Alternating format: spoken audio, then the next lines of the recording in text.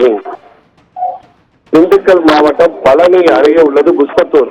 இப்பகுதியைச் சேர்ந்தவர் மகுடீஸ்வரன்.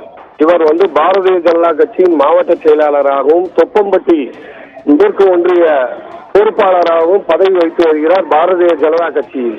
மேலும் இவரது மனைவி செல்வராணி குஸ்பத்தூர் ஊராட்சி மன்ற தலைவராகவும் பணி செய்து வருகிறார்.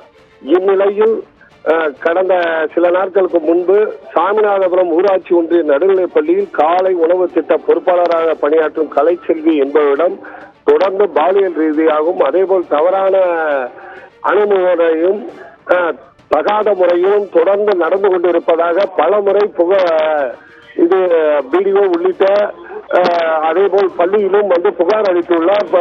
அதன் பேரில் அவர் மீது எந்த நடவடிக்கையும் எடுக்காதால் சாமிநாதபுரம் காவல் நிலையத்தில் இது கலைச்செல்வி தொடர்ந்து மகுடீஸ்வரன் பாலியல் ரீதியாக தொந்தரவு செய்வதாக காவல் நிலையத்தில் புகார் அளித்தார். புகாரின் பேரில் வழக்கு பதிவு செய்த காவல்துறையினர் மகுடீஸ்வரனை தேடி வந்தனர்.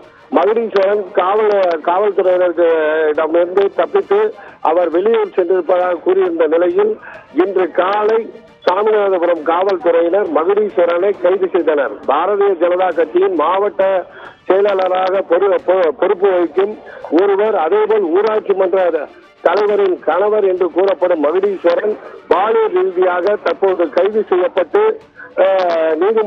பழனி நீதிமன்றத்திற்கு அழைத்து செல்லப்பட்டுள்ளார்.